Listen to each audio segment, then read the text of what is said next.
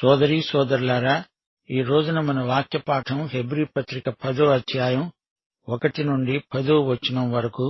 శ్రద్ధగా వినండి. యేసుక్రీస్తు యొక్క నిత్య యాజకత్వం అనే అంశమే ఈ అధ్యాయంలో కొనసాగుతుంది. మొదటి వచనం, ధర్మశాస్త్రము రాబోతున్న మేలుల ఛాయ గలదే కాని ఆ వస్తువుల నిజస్వరూపము గలది కాదు. గనుక ఆ యాజకులు ఏటేటా ఎడతెగకుండా అర్పించే ఒకటే విధమైన బలులు వాటిని తెచ్చే వారికి ఎన్నడూ సంపూర్ణ సిద్ధి కలుగజేయనేరవు. రాబోయే సద్విషయాలకు ధర్మశాస్త్రము నీడ వంటిది. ఈ మేళ్లన్నిటినీ ఇచ్చేవాడు మన ప్రధాన యాజకుడైన యేసుక్రీస్తే. క్రీస్తు రాబోతున్న మేలుల విషయమై ప్రధాన యాజకుడు. రాబోయే యుగ సంబంధమైన శక్తుల ప్రభావం ఇక్కడ చెప్పబడుతోంది. యేసుక్రీస్తును బట్టి మనము ఇప్పుడే రాబోయే యుగానికి చెందిన వారమని పరిగణించబడుతున్నాము. వాటిని ఇప్పుడే ఇక్కడే రుచి చూచిన వారం. ఇక్కడి యాజకులు పరలోక సంబంధమైన వస్తువుల ఛాయారూపకమైన గుడారమందు సేవ చేస్తారు. ఛాయ ఇప్పటిది, నిజస్వరూపం భవిష్యత్తులో బయలుపరచబడుతుంది. కొలసీ పత్రిక 3వ అధ్యాయం 10వ వచనంలో పౌలు ఇదే మాట అన్నాడు. జ్ఞానము కలుగు నిమిత్తము దానిని సృష్టించిన వాని పోలిక చొప్పున నూతన పరచబడుతున్న నవీన స్వభావమును ధరించుకొని ఉన్నాము.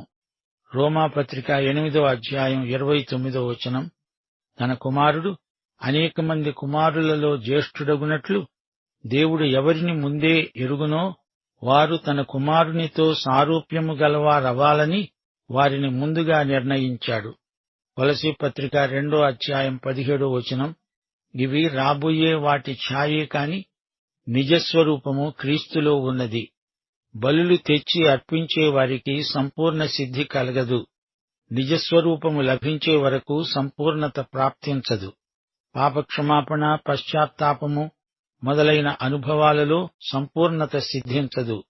2-3 వచనాలు, అలాగు చేయగలిగిన ఎడల సేవించేవారు ఒక్కసారే శుద్ధపరచబడిన తరువాత వారి మనస్సాక్షికి పాపజ్ఞప్తి ఇక ఉండదు. గనుక వాటిని అర్పించటం మానేస్తారు గదా. అయితే ఆ బలులు అర్పించడము చేత ఏటేటా పాపములు జ్ఞాపకానికి వస్తున్నాయి. ఏటేటా వారి పాపాలను ప్రాయశ్చిత్త దినాన జ్ఞాపకం చేయడం జరుగుతోంది. ఆ బలుల ప్రయోజనం అంతవరకే. జంతు బలి రక్తం పాపాలను పరిహరించజాలదు. ఏలయనగా ఎడ్ల యొక్క, మేకల యొక్క రక్తము పాపములను తీసివేయడం అసాధ్యం. అవును, సంవత్సరాల తరబడి పశ్చాత్తాప దిన సందర్భంలో ఎద్దులను, మేకలను బలి ఇస్తూ వచ్చారు. వాటి వల్ల పాప నివారణ కలగలేదు. ఈ సత్యం పాత నిబంధనలోనే పలుచోట్ల ఉపదేశించబడింది. 5-7వ వచనం వరకు. కాబట్టి ఆయన ఈ లోకమందు ప్రవేశించేటప్పుడు ఇలా చెబుతున్నాడు, బలి అర్పణ నీవు కోరలేదుగాని నాకొక శరీరాన్ని అమర్చావు. పూర్ణహోమములు, పాప పరిహారార్థ బలులు నీకిష్టమైనవి కావు. అప్పుడు నేను గ్రంథపు చుట్టలో నన్ను గూర్చి వ్రాయబడిన ప్రకారము, దేవా, నీ చిత్తము నెరవేర్చడానికి ఇదిగో నేను వచ్చాను అన్నాను. కీర్తనలు 40, 6, 7, 8 వచనాల నుండి ఇది ఉదహరించబడింది. గేయకారుడు తనను తాను దేవుని సేవకు సమర్పించుకుంటూ రాసిన కీర్తన ఇది. దేవునికి ప్రీతిపాత్రమైన సేవ ధర్మశాస్త్రాన్ని మించినది. అది అంతర్గత సమర్పణ. ఈ గేయకారుడు వెలిబుచ్చిన ఆదర్శం క్రీస్తునందే నెరవేరింది. బాహిరమైన బల్యర్పణలు కాదు, దేవునికి విశ్వాసి హృదయమే ఆలయం. ఈ వచనాలు, ప్రవచనాలు మనకు ఆశీర్వచనాలు. ఆయన ఈ లోకమందు ప్రవేశించినప్పుడు, అంటే 1వ అధ్యాయం 6వ వచనంలో అన్నట్లు, ఆయన భూలోకమునకు ఆది సంభూతిని రప్పించినప్పుడు ఆయన అన్నాడు, ఇదిగో నేను వచ్చి ఉన్నాను. ఆయన ఈ లోకానికి రావటంలో ఆయన మహాసంకల్పాన్ని గుర్తించండి. మత్తయి సువార్త 20వ అధ్యాయం 28వ వచనం. మనుష్య కుమారుడు పరిచారము చేయించుకోవడానికి రాలేదుగాని పరిచారము చేయడానికి, అనేకులకు ప్రతిగా విమోచన క్రయధనముగా తన ప్రాణమివ్వటానికి వచ్చాడు. గొర్రెలకు జీవము కలగడానికి, అది సమృద్ధిగా కలగడానికి నేను వచ్చాను. యోహాను సువార్త 6:38 ప్రభువు స్పష్టంగా చెప్పాడు.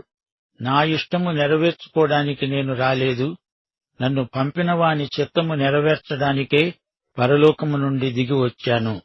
హెబ్రీ పత్రిక 10:8-10 బలులు, అర్పణలు, పూర్ణ హోమములు, పాపపరిహారార్థ బలులు నీవు కోరలేదని, అవి నీకు ఇష్టమైనవి కావని పైని చెప్పిన తరువాత ఆయన నీ చిత్తము నెరవేర్చడానికి ఇదిగో నేను వచ్చాను అని చెప్తున్నాడు.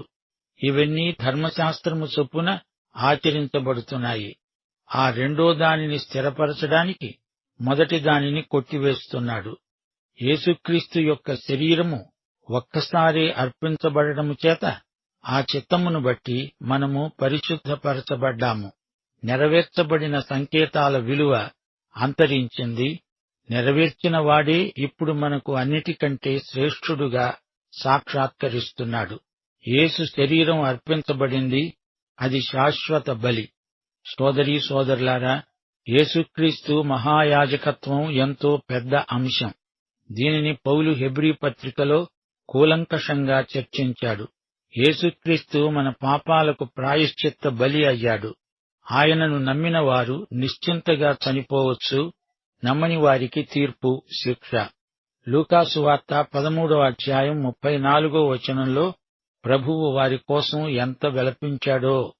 యెరూషలేమా, యెరూషలేమా, ప్రవక్తలను చంపుతూ నీ వద్దకు పంపబడిన వారిని రాళ్లతో కొడుతూ ఉండేదానా, కోడి తన పిల్లలను తన రెక్కల కింద ఎలాగు చేర్చుకుంటుందో అలాగే ఎన్నో మారులు నేను నీ పిల్లలను చేర్చుకోవాలని ఉన్నాను, గాని మీరు ఇష్టపడలేదు.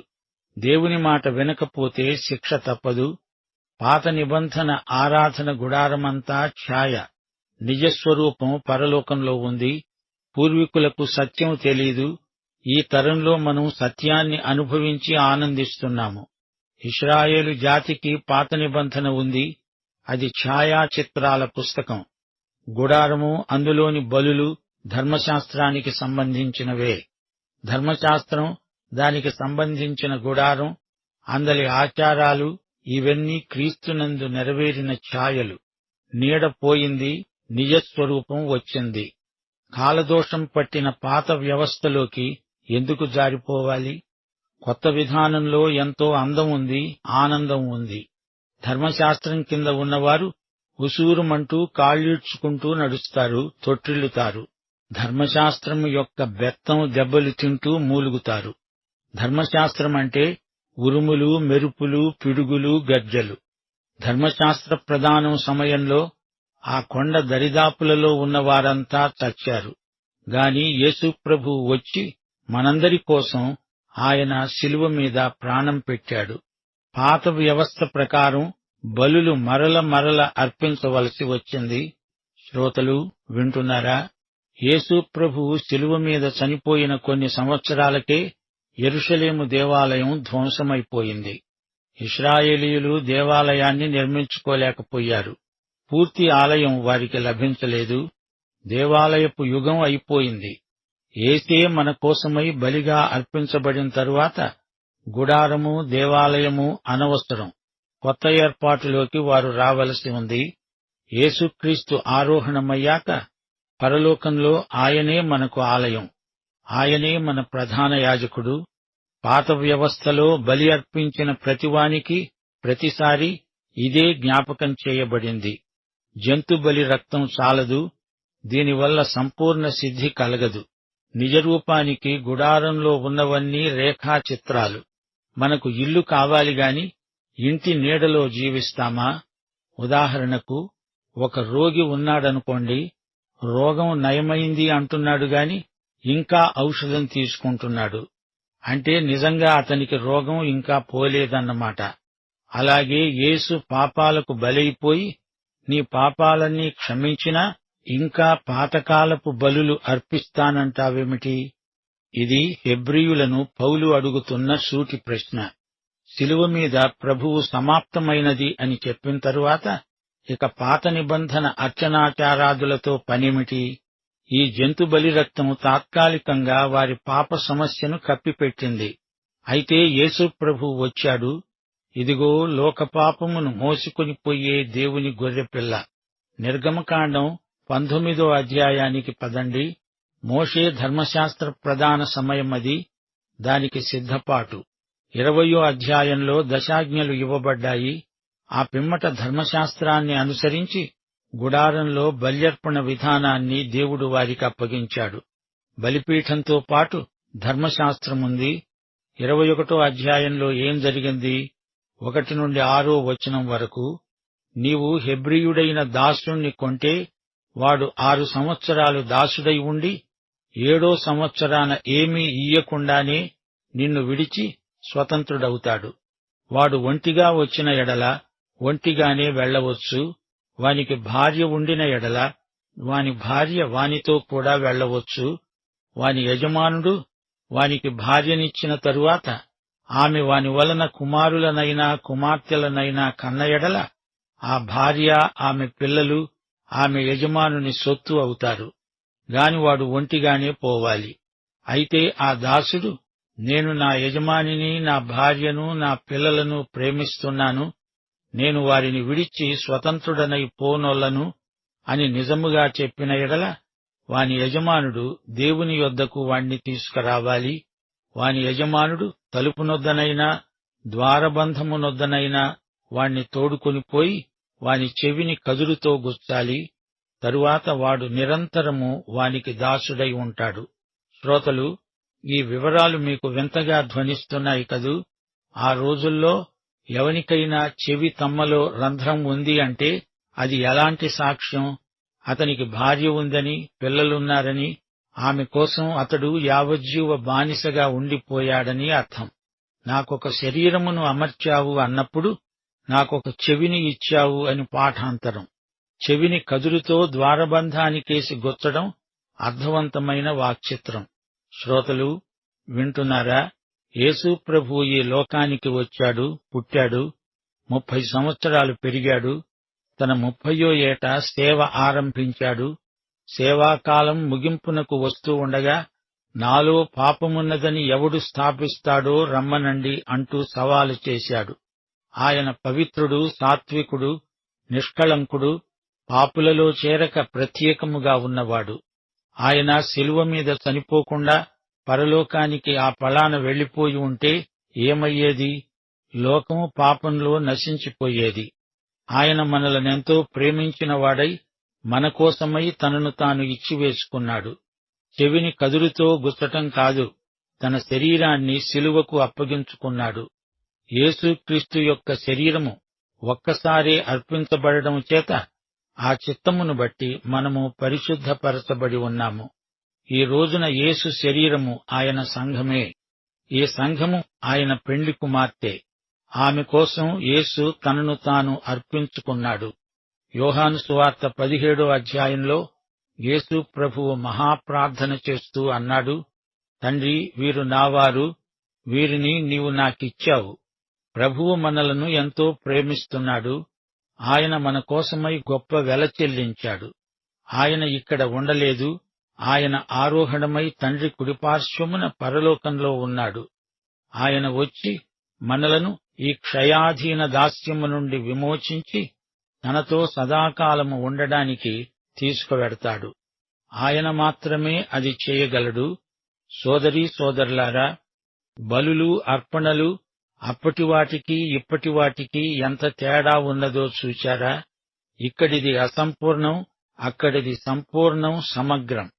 ధర్మశాస్త్రమునకు సంబంధించిన బలులన్నీ యేసు బలిని సూచించే ఛాయలు, నీడ. బలి అర్పించేవాని ఆత్మశుద్ధికి అవి చాలవు. ఈ బలులు వారి పాపాలను తొలగించజాలవు. ఈ యుగంలో ఆ పాత బలి విధానాన్ని దేవుడు గుర్తించడు, అంగీకరించడు. పాత నిబంధన కాలంలో తాత్కాలికంగా దేవుడు వాటిని అంగీకరించాడు. వారి హృదయ స్థితిని బట్టి ఆమోదించాడు. యాంత్రికంగా బలులర్పించినప్పుడు దేవుడు అప్పుడు కూడా వాటిని నిరాకరించాడు. సామెతలు 21:3 నీతి న్యాయములను అనుసరించి నడుచుకోవడం బలులర్పించటం కంటే యెహోవాకు ఇష్టం. విశ్వాసము, ప్రేమ, విధేయత, సమర్పణ లేని ఆరాధనను దేవుడు నాడు నేడు విసర్జిస్తూనే ఉన్నాడు. తండ్రి అన్నాడు, నేను బలి అర్పణ కోరటం లేదు, నీకు శరీరాన్ని అమర్చాను. రెండవ దానిని స్థిరపరచడానికి మొదటి దాన్ని కొట్టివేస్తున్నాడు. యేసుక్రీస్తు సేవ, ఆయన బలి అంతా తండ్రి చిత్తమే. నశించిన లోకానికి దేవుడిచ్చిన వరమే యేసుక్రీస్తు. దేవుని కృపాసనము నుండి పరలోకాశీర్వాదాలు సంతత ధారగా ప్రవహిస్తాయి.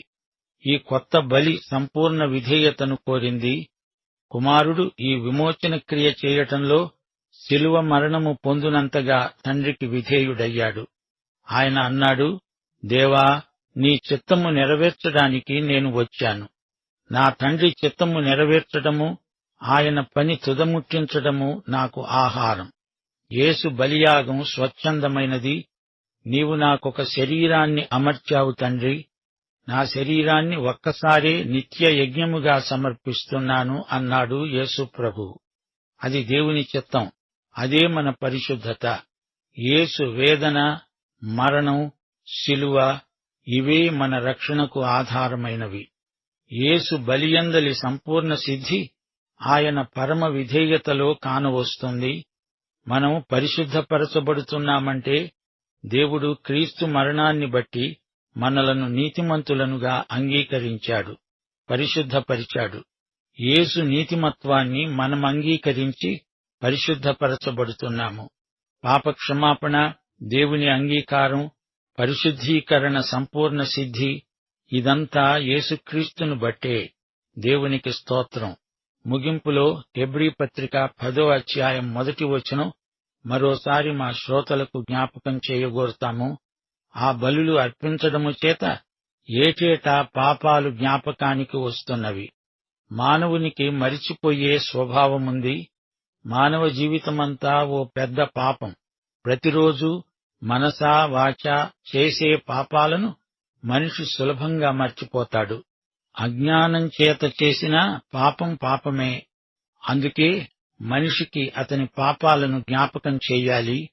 గతకాలం పాపాలు, భవిష్యత్తు పాపాలు రెండిటి మధ్య నీ వర్తమానకాలిక పాపాలు.